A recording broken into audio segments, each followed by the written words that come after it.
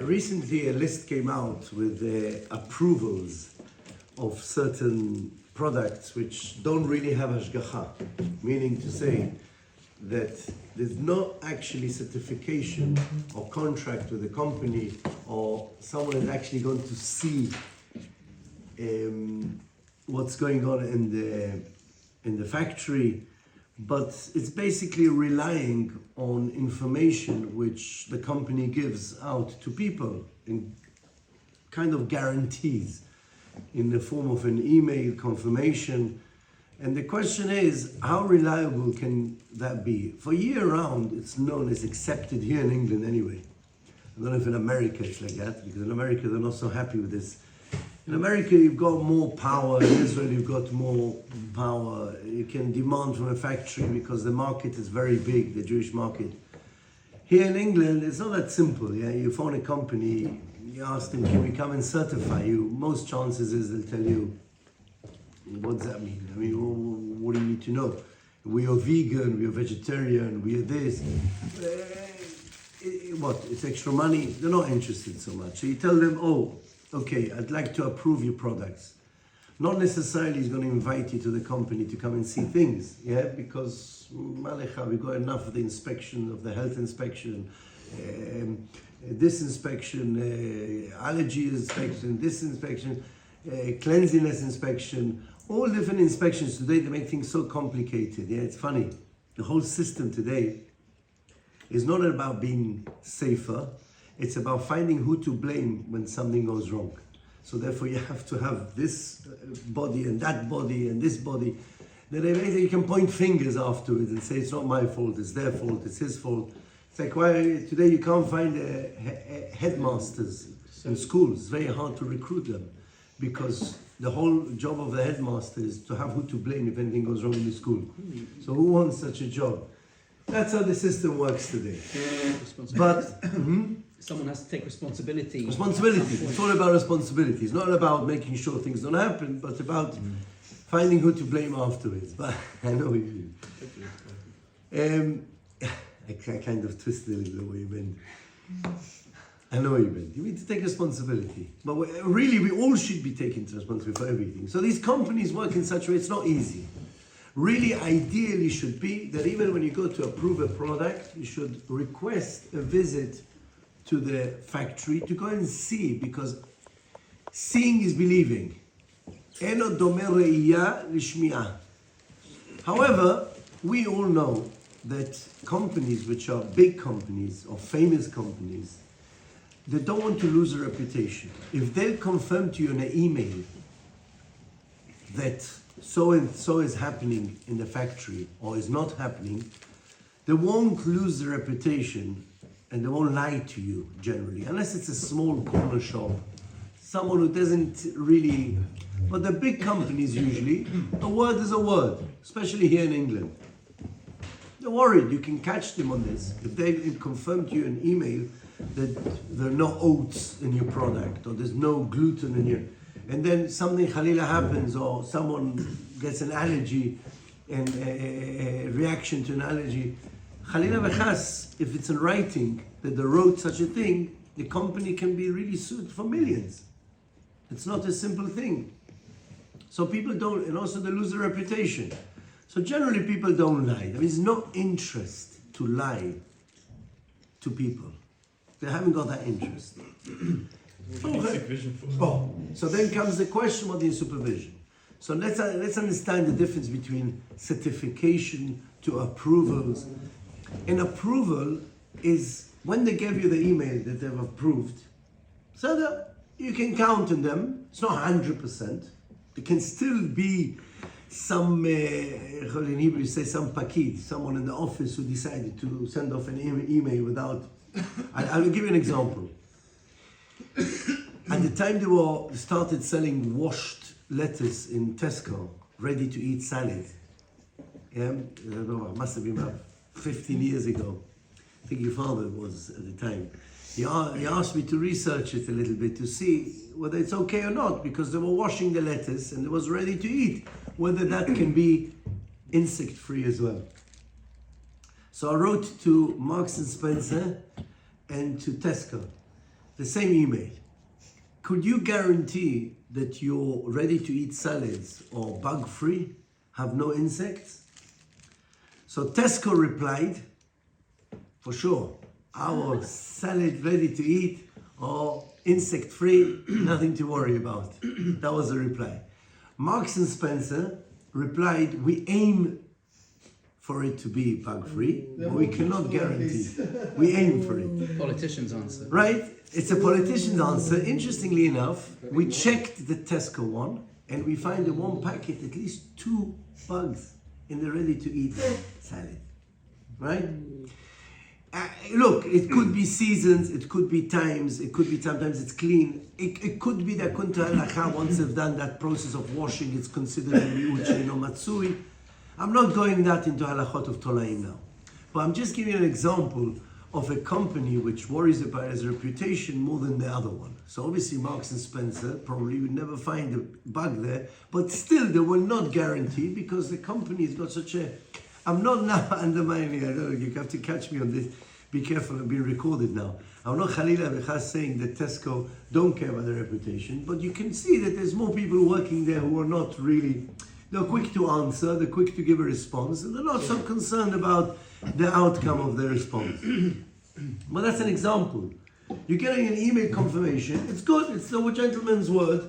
It's sometimes it's serious, sometimes you have to see what information you're requesting, it depends. Certification means that you have a contract which is binding between you and the company. They do not change anything unless they inform you prior to that.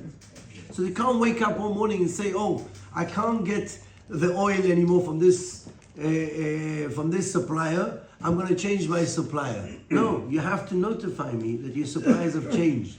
You have to notify a change of recipe. You have to so therefore you're guaranteed 100%. And when people pay for kashrut, they expect that. They don't want compromises. I'm paying extra now. I can buy the same product non-kosher, without certification, and pay cheaper. The reason why I'm paying is because I'm expecting the kashrut authority to be on top of this and to be 100%, not 99%. That means you must have a visit as well. That means that requires a visit to the company. How regularly? It depends on the size of the company. It depends on the... generally, here in England, it's taken on that once a year visit to a factory, providing you got all the contracts and they don't change anything without consulting you before. In America, apparently, they need 4 times a year they go visit a factory sometimes. Yeah. That's what the OU claim. Even certified. if it's certified by them, they have to It was still- certified, sure. They do. I find it hard to believe. You're right. You're right. I find it hard to believe.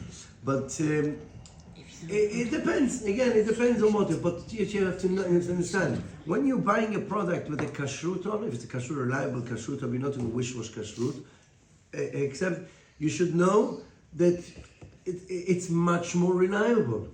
You don't have to be concerned. If you're buying approved products, then it depends on the product, what you're buying. Sometimes products the factory can decide to change things. There's a lot of examples I can give you of companies changing things, which can sometimes be very great concerns of kashrut, which are serious. So therefore, now the question is here. There was a factory which is really free from gluten. So gluten, you should know that there is one of the 5 species, which is oats. You can have gluten-free. They can, so not necessarily when something is gluten-free, doesn't mean it hasn't got any of the 5 grains. It's wrong. That idea is wrong. It can still be chametz. So therefore, I'm not going with that nonsense, which one rabbi once tried to say that oats is not one of the 5 grains. Bread that's What? bread that's gluten-free, but still made with grains. Be careful. Those breads are probably made from other flours than wheat. Potato flour and other starches, corn and rice. Yeah, but There's no chametz. you have to check because gluten-free doesn't always mean no chametz. You have to check 2 things. First of all, to make sure that it hasn't got oats there. Yeah?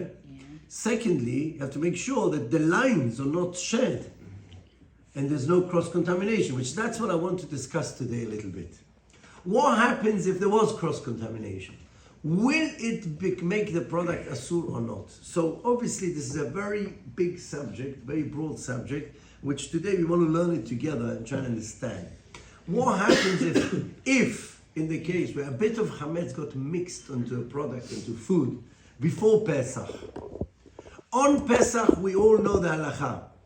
The minimal amount of chametz which will fall in, whether it's by mistake, whether it's intentionally, whether it's whatever happens, the minimal amount of chametz which will be mixed into a product on Pesach, we have a policy, a rule which says chametz bePesach b'mashu. Generally, we've got rules of 60 times, not in tam, has to give flavor to what's sold, otherwise it's kasher. Chametz on Pesach is b'mashu, even a minimal amount. There's an argument amongst the Rishonim as to what the reason to this restriction is, why go so far and say even if the rules of the Torah are that you need 60, then why is, or not in tam, has to give flavor, so why is it in Pesach that the Chachamim were so stringent? Apart from one source, which seems to be the Oraita, everybody agrees. It seems to be most poskim are taking on that it's only a stringency, a rabbinical stringency, a chumrah de rabbanan. So some want to say that the reason why they were so stringent on Pesach is, the Rosh writes, lo bedile in shemineh, because chametz on Pesach, people all year round eat chametz. And therefore, it's something which we are familiar with. Something you can easily get confused. So Chachamim sharpened the restriction and made it that, you know what? You have to go to such an extreme that even the smallest amount, we don't want to have any chametz because you're so used to eating chametz all year round. Lo bedile in shemineh. That could be one reason. And they think it's not asur. Huh? The whole year round is not asur. So just for this time, it's... Yeah, lo bedile. They're not used to it. All year round you're allowed to have chametz, all year round. There's another theory, which is brought, I think the Rashba brings it, is about the chumrah of chametz. We don't find kimat an isurim, apart from avodah zarah, that you're not allowed to possess it even. Bal yira'eh, bal yematzeh. It's karet. We find fats, certain fats in the animal, which are also karet. But you're still allowed to benefit from the... Here, chametz on Pesach, you're not allowed to benefit. There's bal yira'eh, you mustn't have it in your possession. You mustn't own it. A karet, there's if you have, eat it. So because of the stringency, the Chachamim took it a step further and said chametz on Pesach is b'mashu, even the minimal amount. There's another reason, which is brought in the Rambam, seems to be a Rambam holds. The Rambam holds, it's considered davar sheyesh lo matirim. What's davar sheyesh lo matirim? But really it's a policy by every davar sheyesh lo matirim. Since if something gets mixed, generally we have to rely on bitul. We have to rely on the bitul, because otherwise the food will go to waste. But something which you can have it beheter, that means it's going to become mutar at some point, then don't rely on a nullification. Don't let it. It doesn't play a game here. Since chametz after Pesach will be allowed, so therefore the Chachamim said, even if the minimum, why rely on bitul? Why nullifying? Even if it fell in, even if it got mixed, we're going to say, no. Oh, because there's no waste. Why should you rely on it bitul? Wait for it for when it becomes mutar, and then have it. Not going into the issue whether there's a penalty after Pesach or Chametz Shavara Pesach. Probably in Tarovet Chametz there isn't a penalty after Pesach, according to Rambam. Yeah, on mixtures of Chametz. Only on Chametz there is, on Chametz Gamur. But those are the three main reasons which you find in the commentary. I'll just give an introduction to the concept which is agreed by everybody. Chametz, mind you, I said my mistake, everybody. After the Chachamim said it after Pesach. Yeah. Say lo matirim. The Rambam holds on the Ta'arovet of Mashu, doesn't become, there's no knas. There won't be a knas. Before Pesach, Yeah. Batel was 60 or Oh, good point. He is now asking the main question, which the main question which we'll be discussing in due course is, What happens if I mix that minimal amount before Pesach? Do I say, when Pesach comes in, it changes its status, even though it got nullified in 60 before Pesach, but now comes Pesach, Veniעור. it's got that little percentage in there, and therefore it awakens again, and you can't have it on Pesach.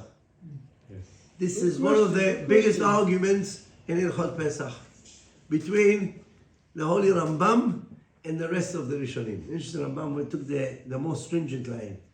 Yeah, he went on the Chumrah for a change. So Rambam was Mahmir on the Mahmirim. Huh? The writer has one. It could be, דבר שיש לו מתירים, or whatever, he's the חוזר וניעור. So that's what they call it, the חוזר וניעור. But before we discuss that, I want to discuss, let's get clarification about the stringency of Chametz being bepesach b'mashu. You should know, I said everybody agrees to that, it's incorrect. There are Rishonim, the She'ilitot, the Rav Achai Gaon, he was one of the late Gaonim. He holds that Chametz in Pesach is not b'mashu, it's also b'shishim. Rabbeinu Tam also holds that gut. Baal HaMaor also holds that gut. So great people hold that even on Pesach, Chametz is not b'mashu. Halacha is not like them. Shulchan Aruch follows the Rif, the Rambam, the Rosh, the Tosafot, the Smak, all the most Rishonim after that will hold that Chametz on Pesach is b'mashu. But it's important to know that there are opinions like that. Okay? And furthermore, whether the restriction is also not to benefit. The difference would be if something spilled into my food and it was b'mashu, can I go and give it to the goy now? Or not? Or do I have to throw it away? Because Chametz b'Pesach b'mashu. The Ravad holds it's not a subana, but I'm just giving you all these details because it's important to know these points.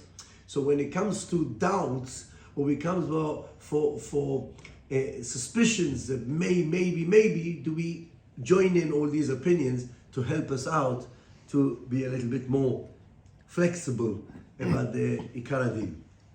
Now, let me go into this into this subject now, which he just raised about it mixing before Pesach. So it says in the Shulchan Aruch, I will read it out to you. Shulchan Aruch brings in Siman Tav Mem Zayin Saif Gimel. After bringing the introduction, the first two seifim, which discusses Hametz, which got mixed on Pesach, that it's Asur b'mashu, it brings the halacha. By the way, there's also a discussion what happens if it mixes on Erev Pesach from the 6th hour onwards. We all know that from the Torah, you're not allowed to eat Hametz from already, Ach bayom harishon tashbitu seor mibatechem. You already have to get rid of Hametz already from midday on Erev Pesach. It says, Ach bayom harishon tashbitu. Ach comes to lema'et. And surely it's not talking about the Yom HaRishon, the proper day, because the Torah says clearly, Shivat Yamim, you can't have. It's Bal Yirayeh Bal Yimatzeh. So what's by Yom HaRishon? So Chachamim learn is referring to the day before Pesach, which is Erev Pesach. Ach, Halak, Ach splits the day to two, and half the day you're restricted already from possessing Chametz, and surely not eating Chametz. However, there's no karet until the night. The restriction of karet only comes in the night time. So there's a debate in the Bet Yosef. Yosef Karo brings the question, when does this restriction of Hametz bePesach or Mashu, when does it begin? Does it begin from midday? Let's say one was cooking and by mistake the Hametz kabed, some flour fell into the soup or something on Erev Pesach. Does a restriction of Mashu start already from midday or only at night? Most poskim say, and the Shulchan Aruch follows that only in the night. Then the restriction comes of Mashu. Okay? Sunset or set falling? Nightfall. So obviously they will be subject to Chozar v'ni'or as well. Because, so we must be talking about eating it then. We're not talking about eating it at night. Because eating it at night will be a Chozar v'ni'or. So therefore, we won't go into that. I'm just bringing by the way. According to Rambam, that is because of Davar sheyesh lo matirim. There is no difference. Even Chametz from midday on is Davar sheyesh lo matirim. So the restrictions start already from midday. Rambam is the most stringent. Okay, now let's go on.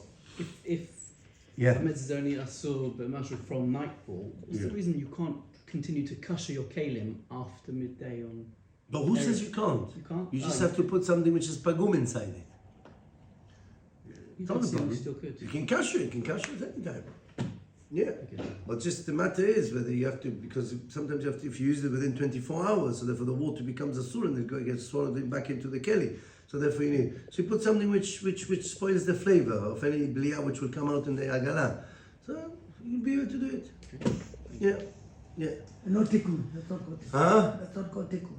You talk about on Yom Tov? Yeah, that's what he's talking about. No, he's talking about Erev before. On Yom Tov, it's an interesting subject. Rabbi has just opened up. Can you cash a keli on Shabbat and on Yom Tov? חול המועד, יום טוב. Yom Tov. Can you cash on, is it tikkun? Is it you're fixing the keli or not? You know, by Yechot Tevilat Kelim, to immerse a keli, there's some opinions which hold that to immerse a keli, you're fixing it. Because now you can use it, before you couldn't use it.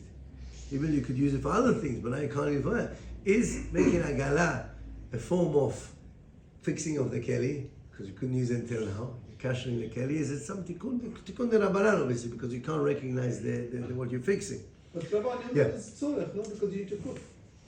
Yeah, but you can't do tikkun letzorech. If it's asur, mishum tikkun mana, tzorech won't help you. Yeah? So say, I need to drive a car on Shabbat. I'm going to drive it. But food is tzorech nefesh. I'm saying you're allowed to cook because it says achul levadei aseh lachem. It says ochel nefesh is allowed. But who says fixing, creating a pot for Yom Tov because you need to cook? You're allowed to build a pot? No, you're allowed to cook food. That's what they allow you to do, right? Milisha va'elach. Any melachot prior to that, any melachot after bishul, you're not allowed to do on Yom Tov. You can't build a house and say because I need to live in I need to eat, so I'm going to build a house. I'm going to the extreme. I'm just saying, you should know there's a Tosafot which says that even that you can do on Yom Tov midoraita.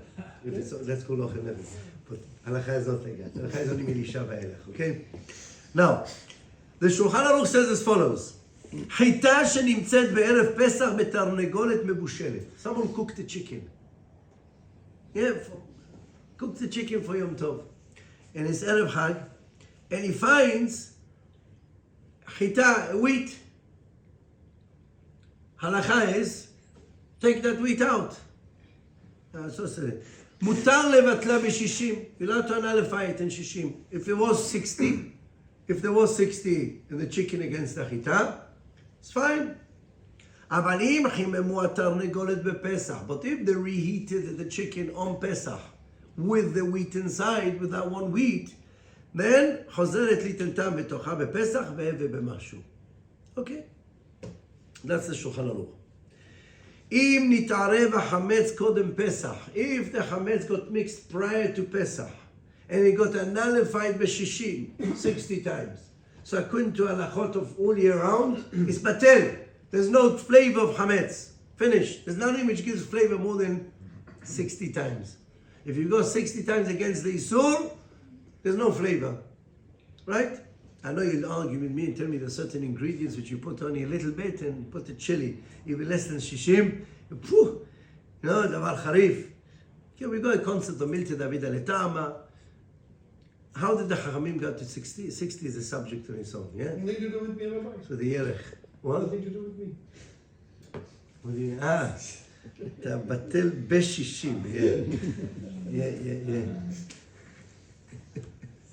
ימי שנותינו. אינו חוזר וניעור בפסח. says the Shulchan Aruch לאסור במשהו. If something got nullified prior to Pesach, the first opinion which the Shulchan Aruch brings, which that's the Rosh, holds like that, Rabbeinu Asher, the Tosafot holds like that, the Smag, a lot of Rishonim hold like that, that if something got nullified before Pesach, we don't say that it gets reawakened on Pesach.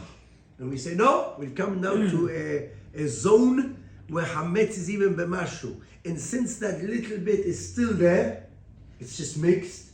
We can't detect where it is, we can't separate it, but it's still there. We don't say it reawakens and say, no, now Hametz on Pesach is b'mashu. No, it's mutar. It got nullified prior to Pesach. If it happened on Pesach, then it becomes a soup. Right? Ve'yesh cholkim. There are some who argue with this. Who is the one who argues with this? The Rambam.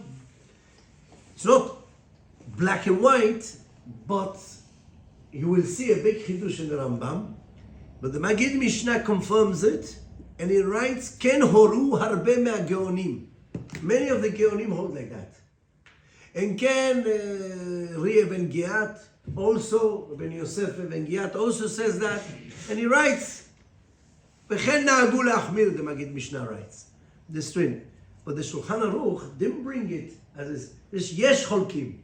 There's some who argue. We got a rule. When the Shulchan Aruch brings two opinions, one he brings bestam, he says this is the halacha, and he says, but some say like that. So Kaf HaChaim brings that in first instance, if you're able to do without it, you should worry about the opinions which are stringent. Be'esh cholkim. But halacha is mutar.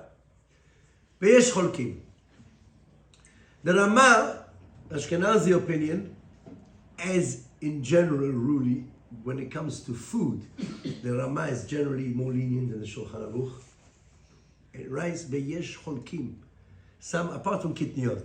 Be'yesh cholkim. Says the Rama, Nohagim kisvara rishona. The minhag is like the first opinion. The what? We don't apply the rule of Chozer v'ni'or. Some people which got unalified prior to Pesach, it's mutar. And it makes a big difference. Someone cooked by mistake in non-kosher Pesach dishes. Someone cooked him by mistake, some chametz went in. If it got unalified b'shishim, on Pesach itself, it's mutar.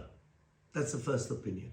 Yeah, go on. Could you do, according to the Ramah, bitul lechatchila, seeing as the chametz is not asur before Pesach? You're right. That's a discussion Machine on its own matzahs. right. We're talking about machine. Where also machine, or any matzah, you can rely on bitulim, but that's bitul b'diavad. That's not in just you Because want to. if you're intentionally not. We'll discuss this intentionally, because it could possibly be if you intentionally put something into it. Even those who hold that it's not chozeh will agree that if you intentionally put that ingredient, and this is what our subject is about, and that's why I tend to be a little bit lenient with factories which confirm to you that there's no gluten and there's no this. There might be cross-contamination. No, they tell you clearly there's no cross-contamination. But there might, you haven't visited it. We have to understand. Chozer v'ni'or, halacha lema'aseh, is mutar. They don't say chozer v'ni'or. Now we have to know whether unintentionally, everybody will agree that that's the halacha. Now let's understand something. There seems to be a big contradiction in the Shulchan Aruch. Shulchan Aruch seems to side with the opinion which holds that if you got unalified prior to Pesach, it'll be mutar on Pesach. Some argue, but the halacha is, like the Rama says, kisvara rishona.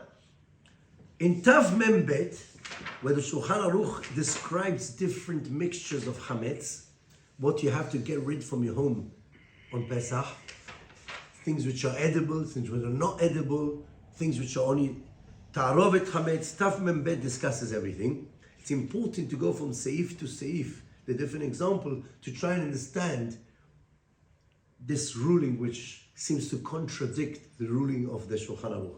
So I'll first bring the ruling, and then we'll reverse back. It says, and this is the words of the Rambam, and this is the words of the Rambam which the Bet Yosef refers to as Yesh Cholkim in the Seif. He didn't explain who are the Cholek and what do they say, probably because he relied on what's written here. But here he brings undisputed, he brings the Rambam's words as if there's no argument about it. And the Rama points out correctly, what's going on here? And Taf Mem Zayin, you told me there's an argument. How can you bring this halakha now as if there's no argument? It says in the Shulchan Aruch, Davar shenitarev bo chametz ve'eino ma'achal adam kelal. Food, it's not food. Something which chametz got mixed into a solution, into something. But it's not edible. People don't eat it. That means dogs may eat it, but humans don't eat it. Eino ma'achal adam. Can be glue, can be anything. Or she'eino ma'achal kol adam, or most people don't eat it. Kegon hatarika. That's nothing to do with teriyaki, yeah? Even you should know all soya sauces and probably teriyaki all have flour in it. So be careful. It's mamash ta'arovet chametz. The tarika v'kayotze bo seems to be there was a solution ketchup as which well. was a medicine. The only ill people used to have it, or people who were not healthy, or people who needed. They used to have this. They used to mix chametz. It wasn't a common food which most people would eat. So that means we're talking about something which is not normal food to normal people. Eno ma'achal kol adam. Some people eat it. V'kayotze bo. The things I see people eat today for health or for skin care or to look good or to do this, it's shocking. It's shocking, literally. I know someone who every morning takes Apple cider vinegar. grounded bones of fish, skin of fish, and powder, puts bitter lemon juice and puts into water and drinks it.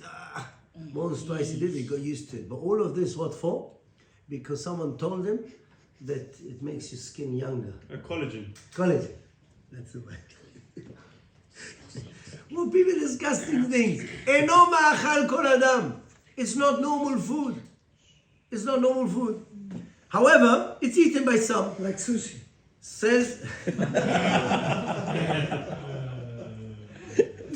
אף על פי שמותר לקיימו, even though you're allowed to keep it in your possession during Pesach, that means there's no transgression of בל ייראה ובל יימצא, there's no transgression of possessing chametz, אסור לאוכלו, you're not allowed to eat it, עד אחר הפסח. ואף על פי, listen to the words of the Rambam, ואף על פי שאין בו מן החמץ אלא כלשהו, even though there's only כלשהו of chametz, כלשהו means less than 60. There's hardly any chametz. הרי זה אסור לאוכלו, you're not allowed to eat it. This is the Rambam, which the Magid Mishnah learned from the Rambam, חוזר וניעור. This is where Magid Mishnah said, because it reawakens on Pesach. That little bit you put before Pesach, reawakens, and on Pesach, chametz v'Pesach v'mashu. So you can't eat it on Pesach.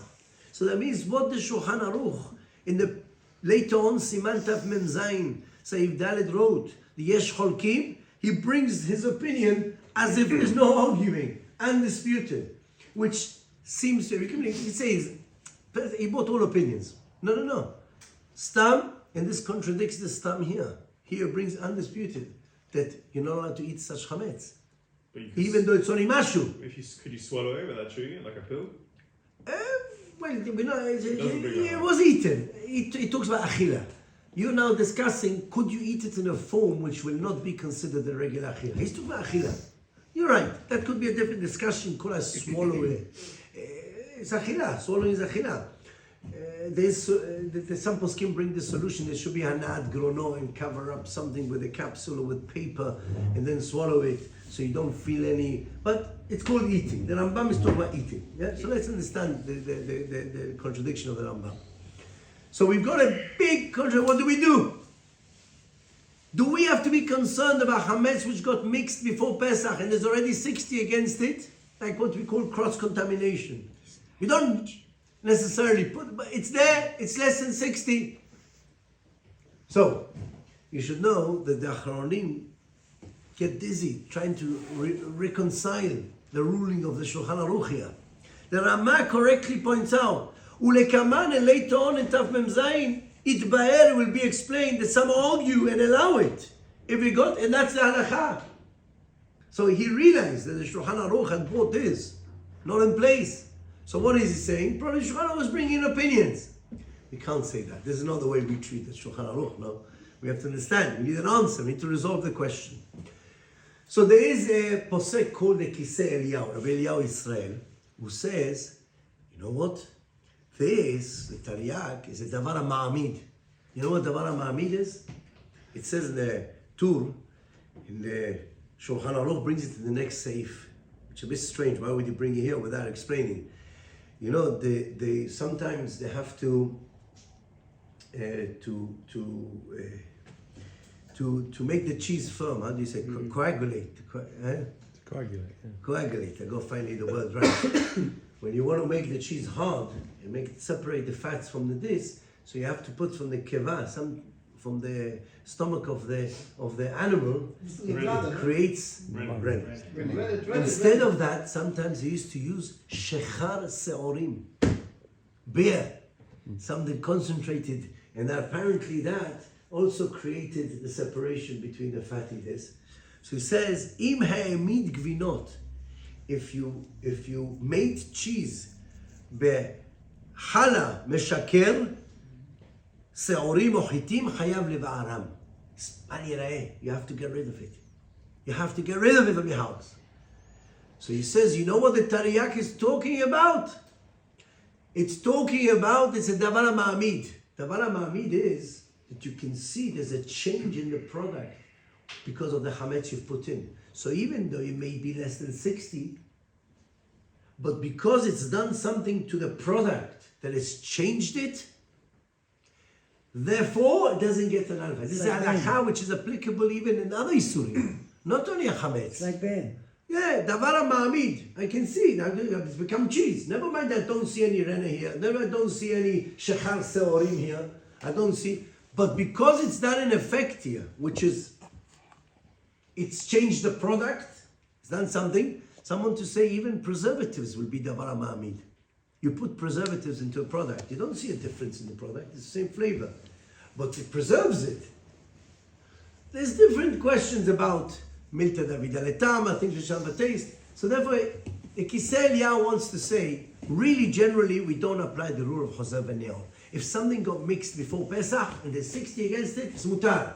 It's only something which made a change in the product. Many argue with that because it would be chayav bebiur, and the Shulchan Aruch clearly discusses it the next Seif. They're not happy with the answer. The Pri Chadash, the Taz, many mefarshim, most of them, actually hold that the difference between tariyak and other chametz, that the wheat which you find in the chicken and all of that, it's a big difference. When you intentionally put chametz into somewhere, even though it's less than 60, that reawakens on Pesach. Something which accidentally went in, then we don't say Chozer v'ni'or like the opinions. It could possibly be that you learn that in the Rambam itself, although it doesn't seem to be like that from the Shulchan Aruch. The Shulchan Aruch clearly writes in Taf Mem Zayin that the Rambam would hold all the way Chozer v'ni'or. Even if accidentally fell in, on Pesach itself, it awakens. However, the Shulchan Aruch held slightly different. He brought both these opinions because he held that Tariyak was talking about davar shenitarev bo chametz, you put in chametz intentionally there. So it seems to be from the Rambam in the previous seif about Tariyak. They noten letocho. They used to put inside it. I'll read you out the Rambam soon. You put inside intentionally an ingredient for a purpose. May not be davar ma'amid. It may not have changed the whole product. Where you put it. Many products in the market today, you've got less than 1% of it inside it. But you put it intentionally. Look at the cereals. It's so unhealthy that they have to put in vitamins, the cereals which they give you. So they put you vitamin B this, vitamin... How much you think they put? Hardly. But they put it intentionally. So these ingredients, even though they have 60 times more in the product, but they're not an aleph. They come and awaken itself on Pesach again. Because you put it intentionally, you want it there. You're interested in that ingredient to be there. So how can you say comes Pesach, the ingredient is not there anymore? No. You say Chozer v'ni'or, it awakens again, and therefore it's asur. But if accidentally I open the cupboard and some chametz fell in, or something fell in, some chametz which I didn't want there, I wasn't interested in it, such chametz, halakha lema'aseh is that we don't apply the rule of Chozer v'ni'or. Going with this idea, I'm not going into the discussion which Chamovad Yosef wrote a long response about citric acid, because then there's other elements which we need to discuss. Like for instance, is the citric acid become something which is unedible, completely wrong, even though revived it afterward, it's a zev gorem. There's other discussion. We're not going into that. Cham Ben Zion argues and holds you don't have to be possessed with citric acids. So there's very extreme opinions here, but I'm talking about generally. When I get an approval from a factory, I get it in writing from them, and I verify it. There's absolutely no chametz in this production. Do you share lines? They tell you no. Is there a worry of cross-contamination? Generally not. Guarantee you 100%. Usually if they do in the factory somewhere, chametz, they will usually may contain. But if they guarantee, if they guarantee that that's the case, the fact that you don't go and visit the factory, and it's a respectful factory, it's a factory which will not have, and they guarantee you that there's no cross-contamination, so what are we worried about? That accidentally something went in? If it's accidentally something went in before Pesach, and we don't apply the rule of Chozer v'Ne'or.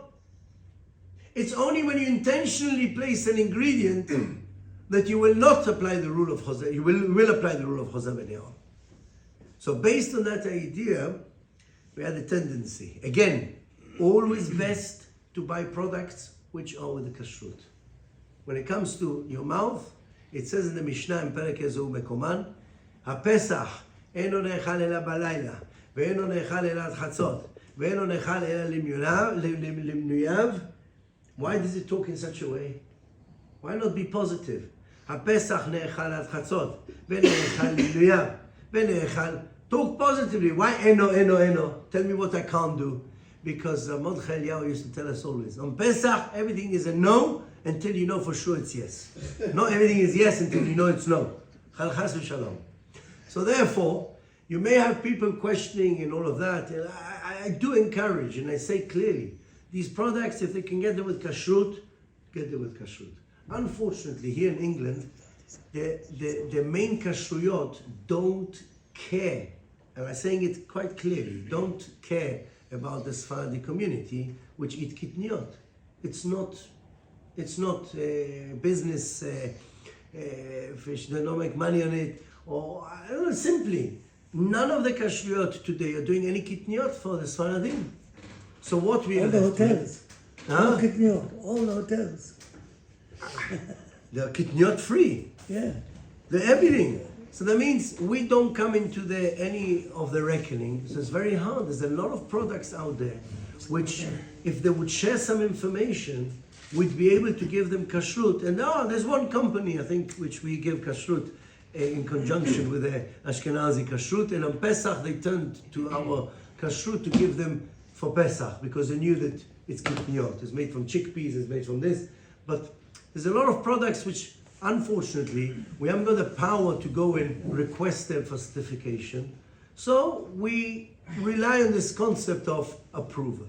But again, if you're able to get the same product with a kashrut, or if you're able to avoid it, then Tevorach mipi elyon. That's how you work on Pesach.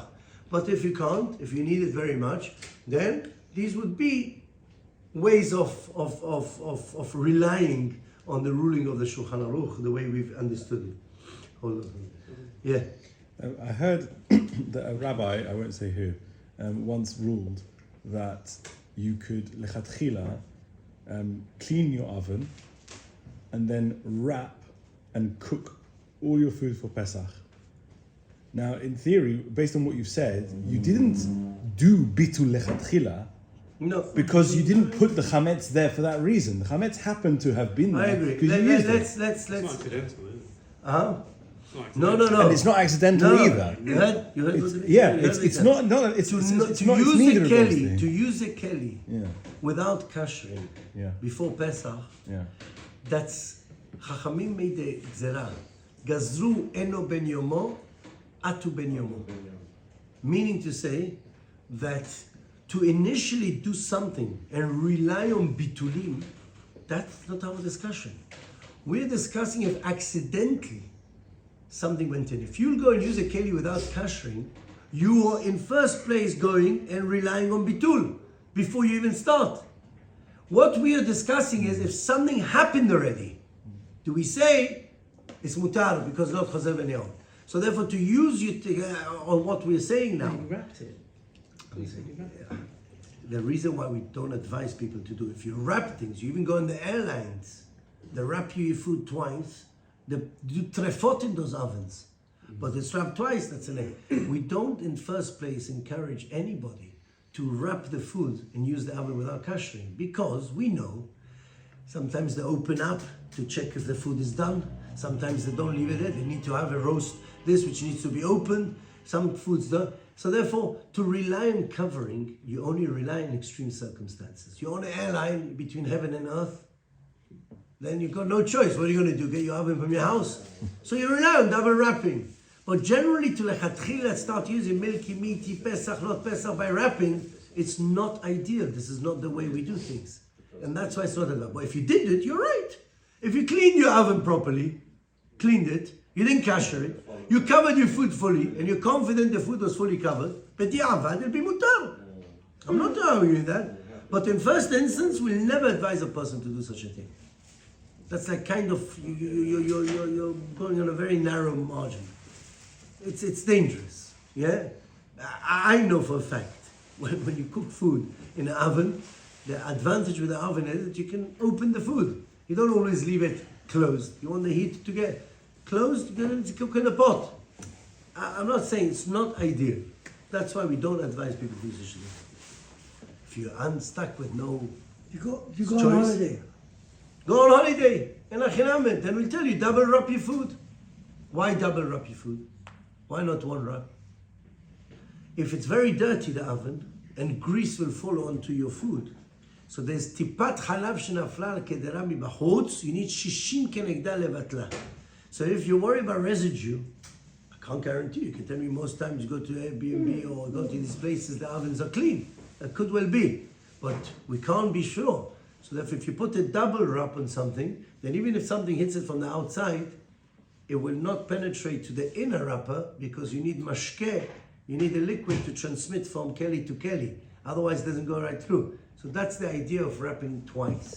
So if you can wrap it twice, that's what you should do if you're going to certain places. But again, Pesach is not advisable to go anywhere.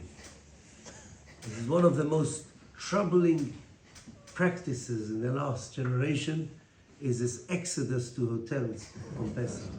It's a terrible thing. You're putting your Yiddishkeit on hands of people who all year round you wouldn't even know who they are. You wouldn't even look at them. You're relying on who? This rabbi, that rabbi. Mechila, mechila. The serious rabbis are at home or not in hotels doing giving kashrut. They wouldn't give their Yiddishkeit into other people's hands. So who you're getting? Holiday rabbis, special rabbis. They are available at wherever you want. Portugal, Greece, wherever you want them, they're there. In a hotel, you're risking something very big. People are paying a lot of money. If something is not 100% the way they want it, you want to hear the end of it. So what is the Yetzer Hara of the manager of the hotel is to please the people. If he won't be able to give enough food, he'll panic. Forget Tonaim, forget this. Someone was telling me the kitchen was all kosher. On the pool they were serving whiskey during Pesach. And this is a Mehadrin holiday. What? You guys only took the kitchen, you only took the dining room. This is the pool. Oh, it's not. You have to be careful. We're not going to the Matzah Shira issue. Generations, we managed to pass on Pesach in such a beautiful way to the children that people, it's unforgettable. However not religious a person may be, comes to Pesach, you see them in kosher kingdom. It is gebrocht or not gebrocht. They don't even know what Shabbat is, but they're worried about why? Because they saw their parents working so hard for Pesach and they managed. If we would not do that, if we go to the nice fancy hotels, how are you going to transmit Pesach to our children? It's been so diluted. They won't even remember there's such a thing as cleaning. What is this? You won't even feel the avdut and the cherut. Oh.